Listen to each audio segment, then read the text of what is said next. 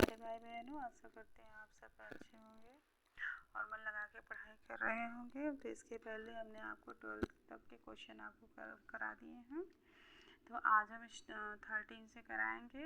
आशा करते हैं आप सब देख लिए होंगे 12th तक के क्वेश्चन को SST के। तो आशा करते हैं आप सबको अच्छे लगे होंगे। तो चलते हैं हम 13 से 13वें से स्टार्ट करते हैं क्वेश्चन को। तो निम्नलिखित में से कौन सा भ्रंशित पर्वत का उदाहरण है? तो वो है सतपुड़ा। सी ऑप्शन है हमारा। भारत में स्थित सतपुड़ा पर्वत भ्रंशित पर्वत का उदाहरण है, जो नर्मदा एवं ताप्ती नदियों के बीच स्थित है। इसका सर्वोच्च शिखर धूपगढ़ 1350 मीटर है। भ्रंशित पर्वत ब्लॉक माउंटेन पृथ्वी के भ्रंशन चट्टानों के टूटने से निर्मित है, जिनका ढाल तीव्र तथा शिखर समतल होता है। विश्व का प्रमुख भ्रंशित पर्वत ब्लैक फॉरेस्ट पर्वत जर्मनी है। तो चलते हैं नेक्स्ट क्वेश्चन पे। चौरी चौरा की घटना का संबंध जिससे है वह है असहयोग आंदोलन। तो इसकी व्याख्या करते हैं। चौरी चौरा की घटना का संबंध असहयोग आंदोलन से है। 4 फरवरी 1922 को उत्तर प्रदेश में स्थित चौरी चौरा गोरखपुर में भीड़ द्वारा पुलिस थाने को जला दिया गया और जिसमें 23 पुलिसकर्मी मारे गए। इस हिंसात्मक प्रक्रिया को देखते हुए गांधी जी ने असहयोग आंदोलन वापस ले लिया तथा आंदोलन को स्थगित कर दिया। तो चलते हैं नेक्स्ट क्वेश्चन पे। कृषि उत्पादन में खाद्यान्नों में सम्मिलित है। हमारा ऑप्शन होगा बी, अनाज एवं दालें। कृषि उत्पादन में खाद्यान्नों के अंतर्गत वो सारे अन्न आते हैं जिन्हें खाया जाता है। Next question. स्वराज पार्टी के संस्थापकों में एक थे। हमारा ऑप्शन होगा बी, मोतीलाल नेहरू। 1922 में इसकी व्याख्या करते हैं। 1922 में गांधी जी द्वारा असहयोग आंदोलन का समाप्त करने के बाद प्रमुख कांग्रेसी नेता मोतीलाल नेहरू तथा CR दास ने 1923 ईस्वी में इलाहाबाद में स्वराज पार्टी की स्थापना की थी। स्वराज पार्टी की स्थापना 1923 में हुई थी। तो चलते हैं नेक्स्ट क्वेश्चन पे। भारत में किन राज्यों तथा केंद्र शासित प्रदेशों में लिंगानुपात स्त्रियों के पक्ष में है? तो हमारा ऑप्शन होगा ए, केरल एवं पुडुचेरी। तो इसकी व्याख्या कर लेते हैं। 2011 की गणना के अनुसार राज्य लिंग अनुपात केरल में है 1084, पुडुचेरी में है 1037 और लक्षद्वीप में है 947, तमिलनाडु में है 996। तो नेक्स्ट क्वेश्चन। भारतीय रिजर्व बैंक के बारे में अधोलिखित में से कौन सा कथन सत्य है? तो हमारा ऑप्शन, ये सारे ही सत्य हैं। जैसे यह एक हमारा है, यह एक राष्ट्रीयकृत बैंक है, यह भारत का केंद्रीय बैंक है, इसकी स्थापना 1935 ईस्वी में हुई थी। तो इसकी हम व्याख्या कर लेते हैं। तो भारतीय रिजर्व बैंक RBI की स्थापना 1 अप्रैल 1935 ईस्वी को भारतीय रिजर्व बैंक अधिनियम 1934 के आधार पर किया गया। इसका राष्ट्रीयकरण 1949 में हो गया। यह भारत का केंद्रीय बैंक है जो अन्य वाणिज्यिक बैंकों के निर्देशन का कार्य करता है। Next question. आर्थिक शब्दावली में किसी एक राष्ट्र में एक वर्ष में उत्पादित अंतिम वस्तुओं एवं सेवाओं के कुल बाजार मूल्य को जाना जाता है।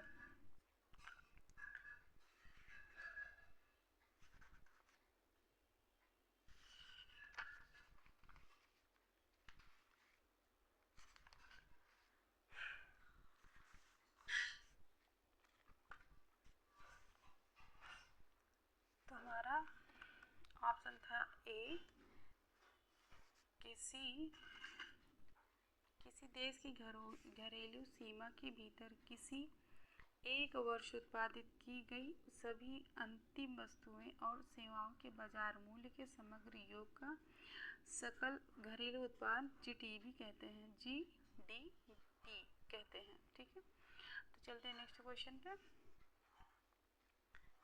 किन जनगणना दशक में भारतीय दशकीय जनसंख्या वृद्धि दर अधिकतम आंकी गई? तो हमारा ऑप्शन होगा बी। 1961 से लेके 71 तक, 1961 से लेके 1971 की जनगणना में भारत में सर्वाधिक दशकीय जनसंख्या वृद्धि दर्ज की गई। इस जनगणना में दशकीय वृद्धि दर 24.8% थी। इसके पश्चात सर्वाधिक दशकीय जनसंख्या वृद्धि 1971 से 1981 में 24.66% व 1981 से 1991 में 87% थी। वर्ष 1789 से पूर्व फ्रेंच चर्च द्वारा वसूल किया जाने वाला धार्मिक कर था।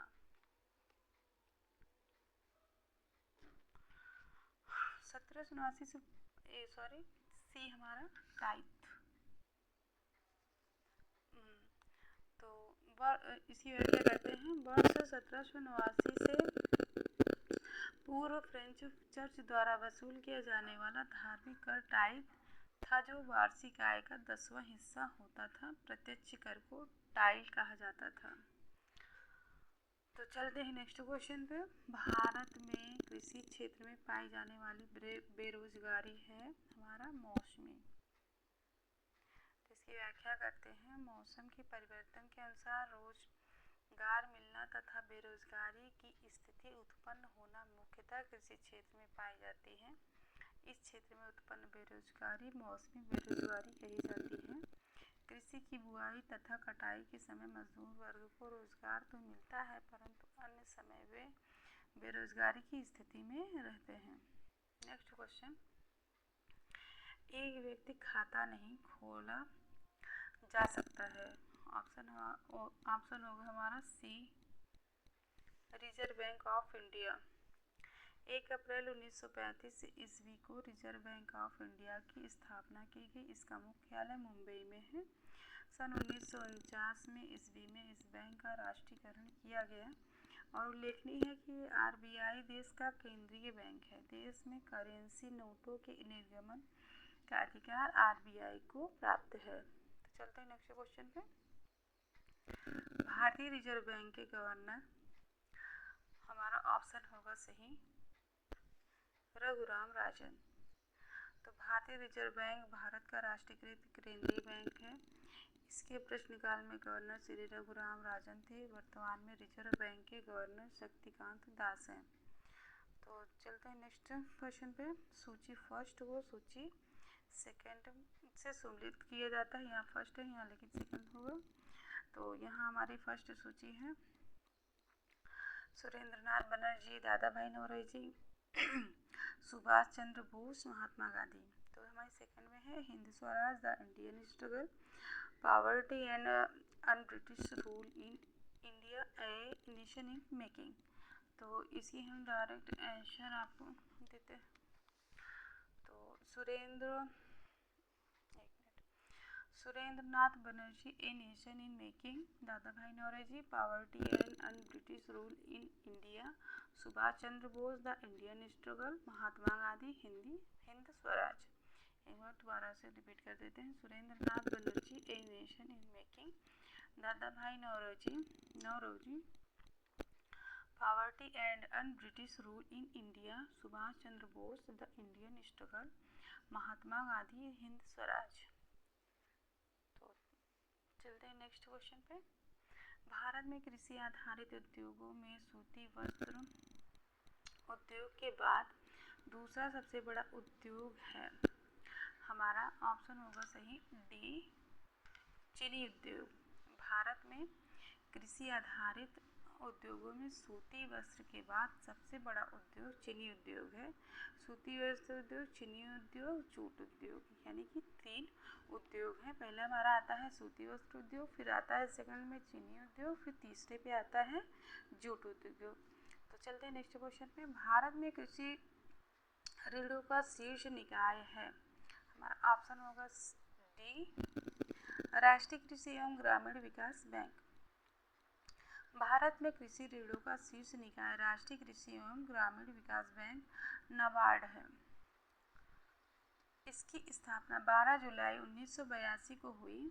नाबार्ड की आरंभिक पूंजी ₹100 करोड़ थी, जो 31 मार्च 2015 की स्थिति के अनुसार 5,000 करोड़ है। तो 5,000 करोड़ हो गई है। तो चलते हैं नेक्स्ट क्वेश्चन पे। निम्न में से किसे ब्रेटन वुड्स ट्वीन के रूप में जाना जाता है? तो हमारा ऑप्शन सही है बी, वर्ल्ड बैंक एवं IMF। तो वर्ल्ड बैंक तथा अंतर्राष्ट्रीय मुद्रा कोष IMF ब्रेटन वुड्स ट्वीन कहा जाता है, क्योंकि जुलाई 1944 को ब्रेटन वुड्स कॉन्फ्रेंस संयुक्त राज्य अमेरिका में हुआ।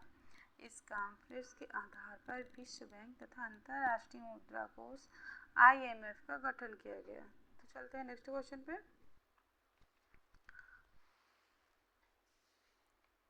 निम्नलिखित में से किस वस्तु के आयात पर भारत सर्वाधिक व्यय करता है? हमारा ऑप्शन होगा सी, कच्चा तेल। भारत द्वारा कच्चे तेल के आयात पर सर्वाधिक व्यय किया जाता है। Next question. वर्ष 1913 में दादा साहब फाल्के ने जो फिल्म बनाई वह थी हमारी राजा हरिश्चंद्र। इसकी व्याख्या करते हैं। वर्ष 1913 में दादा साहब फाल्के द्वारा भारत की प्रथम फिल्म बनाई गई, जिसका नाम राजा हरिश्चंद्र था, जो मूक फिल्म थी। दादा साहब फाल्के की स्मृति में फिल्म उद्योग में दादा साहब फाल्के पुरस्कार शुरू किया गया। तो कौन से सन में? 1913 ईस्वी में।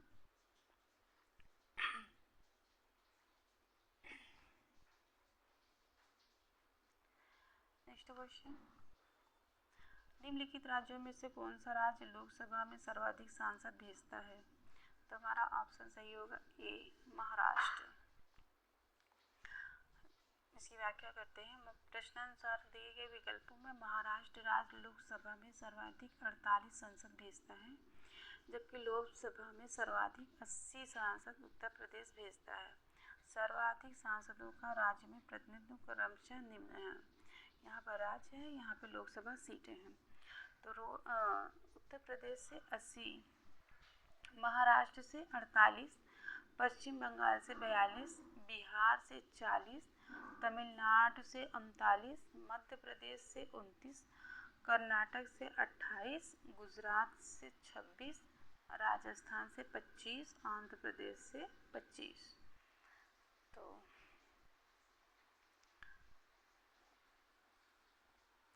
यहाँ पे क्वेश्चन क्या है? निम्नलिखित राज्यों में कौन सा राज्य लोकसभा में सर्वाधिक सांसद भेजता है?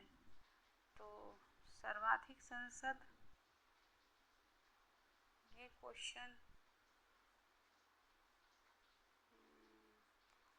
क्वेश्चन थोड़ा डाउट हो रहा है हमें। सर्वाधिक महाराष्ट्र इसमें दिया गया है। प्रश्नानुसार दिए गए विकल्पों में से लोकसभा में सर्वाधिक 48 सांसद, हाँ ठीक है, 48 सांसद भेजता है। राष्ट्रपति राज्यसभा में कितने सदस्यों को मनोनीत कर सकता है? हमारा ऑप्शन होगा बी। अनुच्छेद 80 के अनुसार भारत के राष्ट्रपति राज्यसभा के लिए 12 ऐसे सदस्यों को मनोनीत कर सकता है जो कला, साहित्य, विज्ञान व समाज सेवा में उत्कृष्ट कार्य किए हों। उल्लेखनीय है कि राष्ट्रपति द्वारा राज्यसभा में सदस्यों को मनोनीत करने का अधिकार आयरलैंड के संविधान से लिया गया है। तो चलते हैं नेक्स्ट क्वेश्चन पे।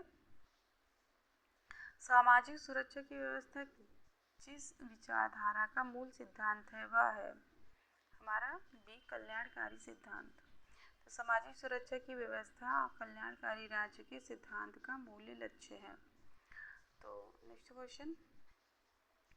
मंगला तेल कुआं स्थित है बी, राजस्थान में। मंगला तेल क्षेत्र राजस्थान के बाड़मेर जिले में स्थित है। 1 जनवरी 2004 में इन तेल क्षेत्रों की खोज की गई थी। तो आशा करते हैं आपको ये वीडियो हमारी अच्छी लगे। तो अगर मेरे प्यारे भाई बहनों, अगर इसमें कोई भी फॉल्ट हो, कोई भी, तो उसके लिए मैं क्षमा चाहती हूँ। और ये आपको कुछ बताना चाहती हूँ, जैसे कि हिस्ट्री के जो क्वेश्चन हैं, ज्योग्राफी के जो क्वेश्चन हैं, वो NCERT से ही पूछे जाते हैं। तो NCERT तो बदलेगी है नहीं, चाहे वो जितने भी एग्ज़ाम होते हैं उसमें पूछे जाते हैं। तो आशा करते हैं मेरे द्वारा बताए हुए क्वेश्चन आपको पसंद आए होंगे। तो मिलते हैं नेक्स्ट वीडियो में।